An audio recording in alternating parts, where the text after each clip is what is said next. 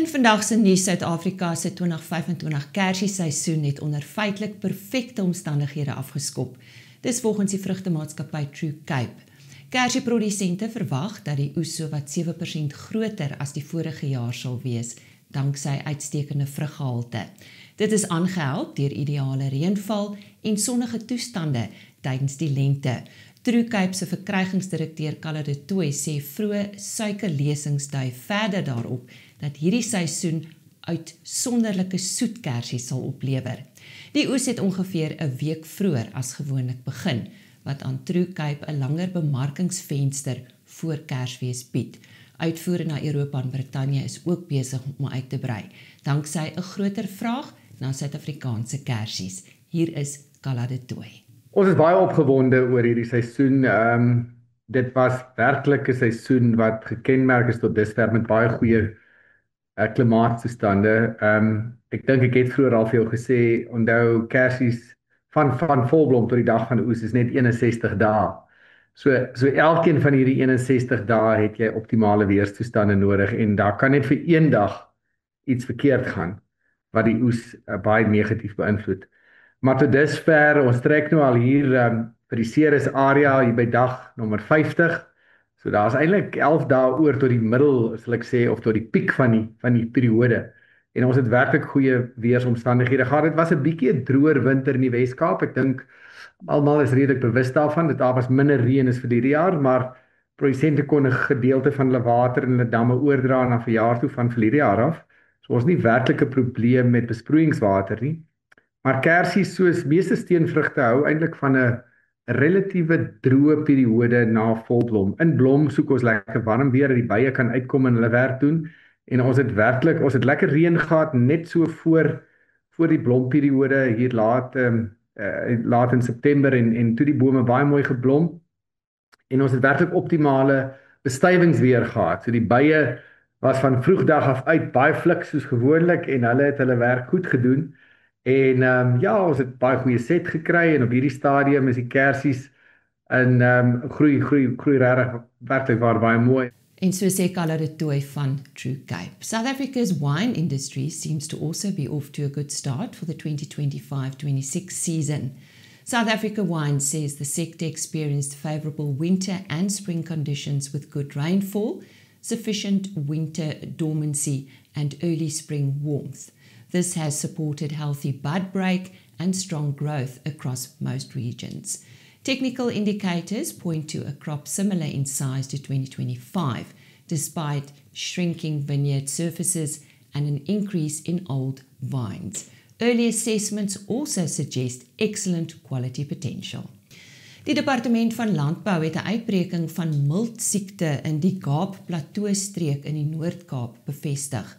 Volgens Kimberley se staatsveearts is gevalle reeds in elande en kuddes aangemeld, maar die siekte kan ook beeste, skape, bokke, perde, donkies, varke, volstruise en ander wildspesies affekteer. Boere word versoek om nie dooie diere oop te sny nie, omdat die bakterie wat miltsiekte veroorsaak oombliklik versprei. Dit kan ook vir jare in grond oorleef. Karkasse moet verkieslik in 'n diep gat begrawe en met kalk bedek word, sodat aasdiere nie die vleis vreet nie. Die regering het boere herinner dat diere jaarliks teen miltsiekte ingeënt moet word. Dit kan ook mense besmet en dodelik wees. Enige iemand wat karkasse hanteer, moet beskermende klere dra. Persone met griepsimptome, koors of sere op die vel, moet onmiddellik 'n kliniek of dokter besoek.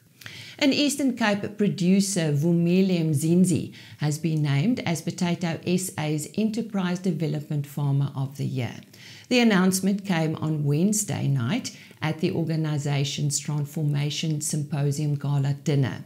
Mzinzi is a second-generation farmer from Ugie and produces an average of 45 tons of potatoes per hectare. He supplies to various fresh produce markets across South Africa. He is also a former winner of the Toyota SA Agri SA Young Farmer of the Year and New Harvest competition. Tydens SA Stamboek se Trailblazer geleentheid in Bloemfontein hierdie week, het Dr. Bami van der Westhuizen aangekondig dat die organisasie eersdaags 'n nuwe platform bekend as ID Tracks gaan loods.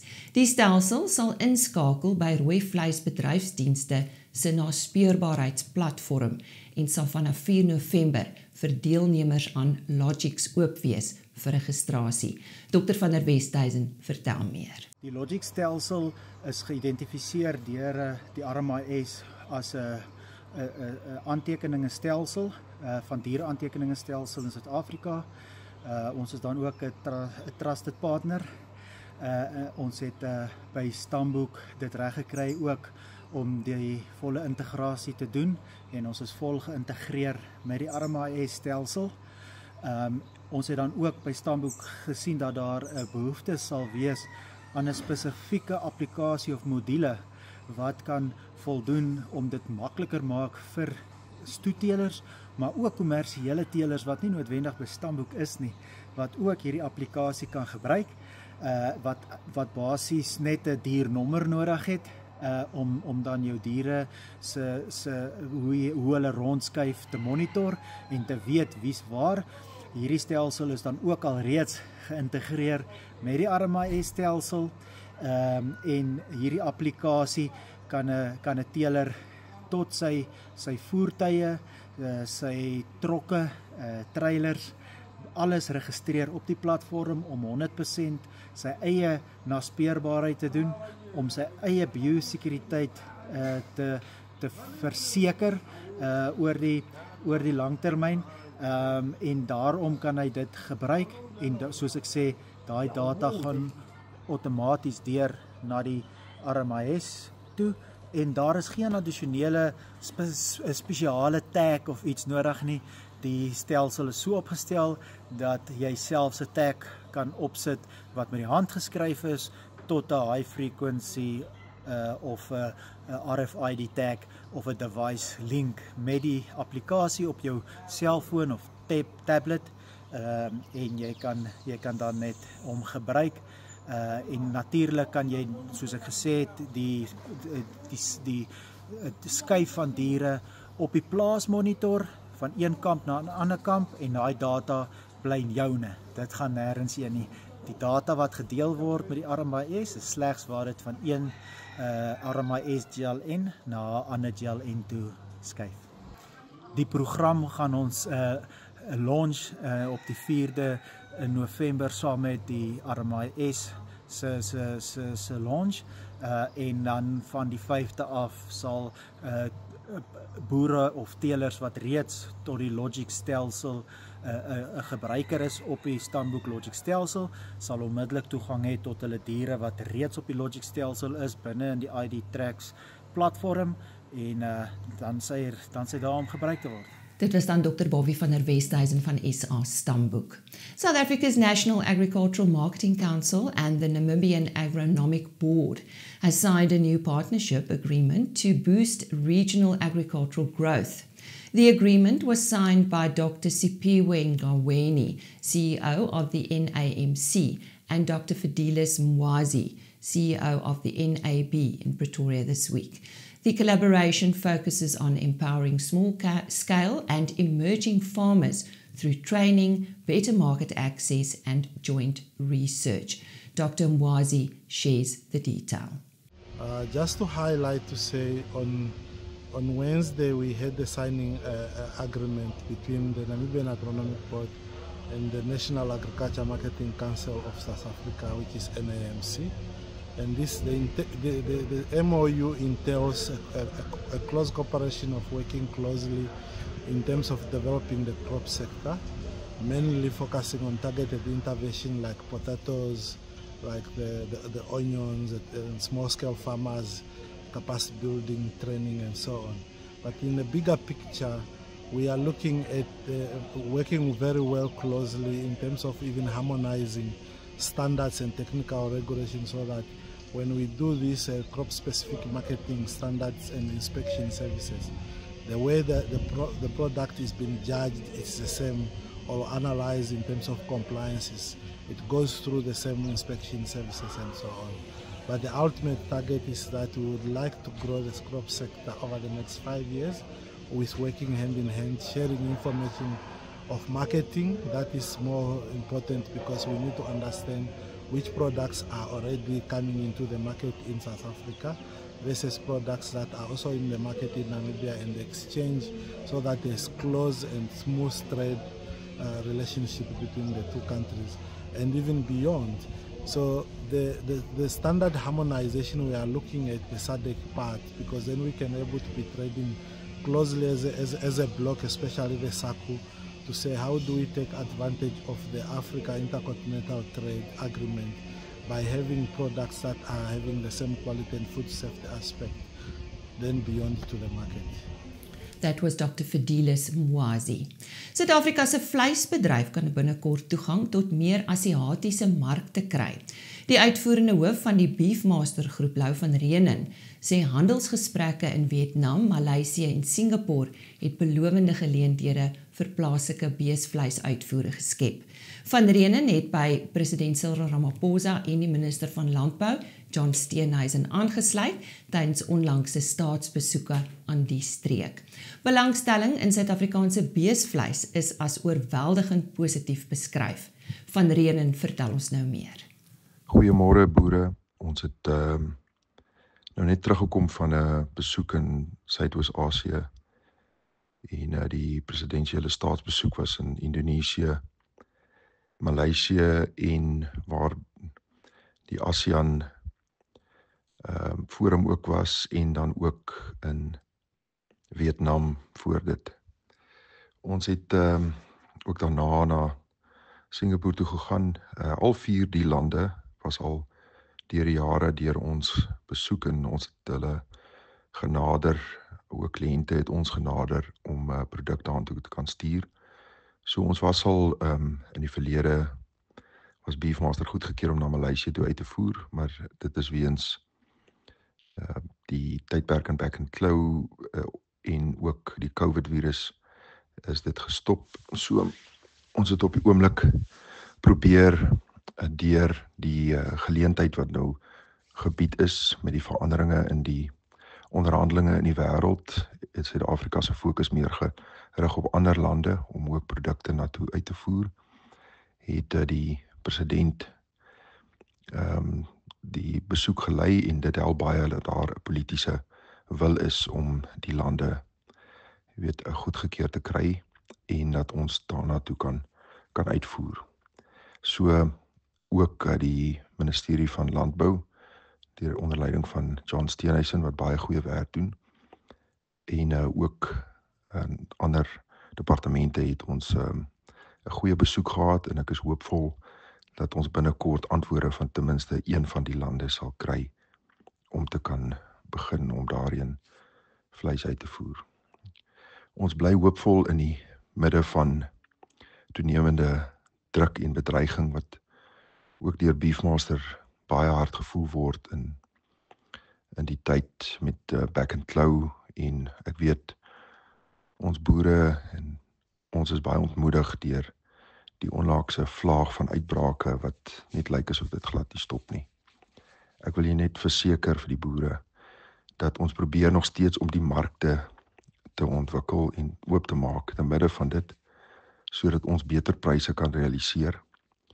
En ek dink net 'n voorbeeld daarvan is dat as ons nie die markte begin het voor 2020 om die ontwikkeling te doen van nuwe markte nie, het ons nie nou huidiglik die pryse bereik wat daar is in die land nie. En ook in die markpryse van lewende hawe in die veld. So ons is dankbaar daarvoor, en ek hoop net dat ons sal positief bly om te probeer om die siekte en ook ander siektes te beperk. Wat ek graag kan aanbeveel is die goeie werk wat die RMIS doen om te probeer om vir ons 'n naspeurbaarheidstelsel te ontwikkel. Asseblief boere gaan registreer dat ons die stelsel kan gebruik in die toekoms vir nog beter markte. Ons het reeds markte verloor as gevolg van die feit dat ons nie 'n stelsel het nie. So asseblief doen dit, en dit sal vir ons 'n geweldige finansiële voordeel inhou. En dit was Lou van Reenen. Still on state visits, Wandile Sehlobo, Chief Economist of Agbiz, welcomed state officials' visit to Vietnam in particular, stating that the country held great export potential for South Africa.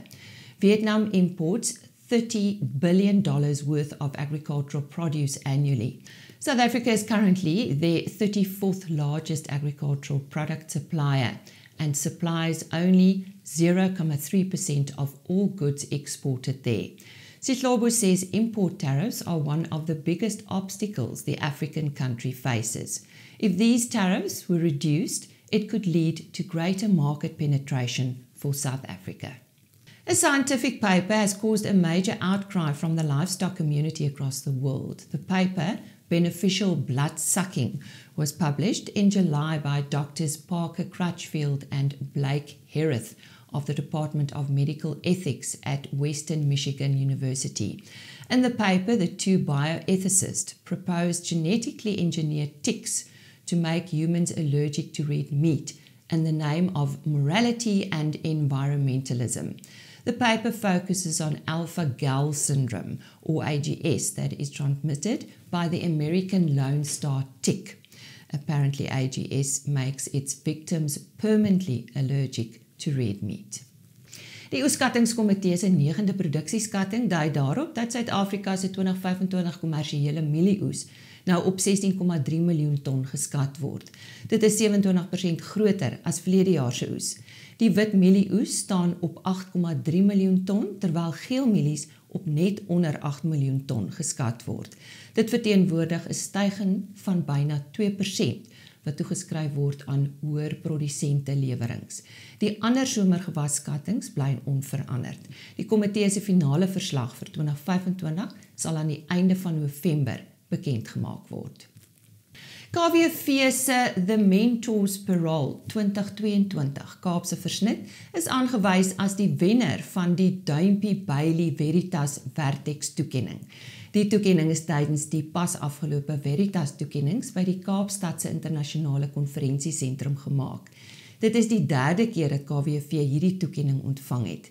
Die wynmaker is ook tydens die geleentheid as die beste wynprodusent met 11 of meer inskrywings aangewys. Dit is die 3de agtereenvolgende jaar dat die eer KWV te beurt geval het. 'n Totaal van 1205 inskrywings is vanjaar ontvang, waarvan 88 dubbelgoud medaljes ontvang het. The International Agrochemical Company Yara has appointed Wikus Grewe as their new managing director for South Africa. The appointment is effective from 1 November. Grewe previously held the role of Chief Financial Officer at Yara Africa. He was at the helm of several of Yara's significant mergers and acquisitions across Africa. Yara Africa said in a press release that they look forward to seeing how Grewe's leadership will take Yara South Africa to the next phase of growth and influence. Die plaaslike wolmark is aan die beweeg en ons hoor nou wat het Heinrich Victors te sê oor die stand van sake. Die 10de wolveiling van die seisoen het op 29 Oktober plaasgevind en die Suid-Afrikaanse wolmark het effens verswak teenoor die vorige veiling. Die Cape Wool's Merino aanwyser het 1,1% laer verhandel vir alle merino wol, as ook 0,8% vir gesertifiseerde wol en het teen 'n skoonprys van R193,78 per kilogram en R200,65 per kilogram onderskeidelik gesluit. Heinrich Victor met ons wolmark verslag. En ons sluit af met nuus oor die jongste weervooruitsigte. Johan van der Berg sê daar is nog lekker reën op pad. Kom ons hoor. Ja, dit lyk of daar 'n redelike draai in die weer gekom het.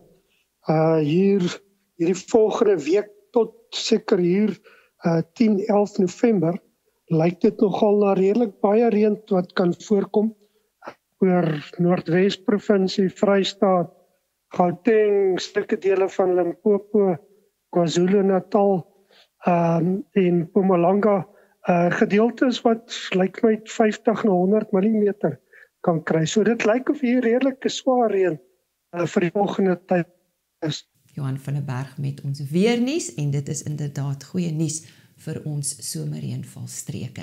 Ons sien julle volgende week.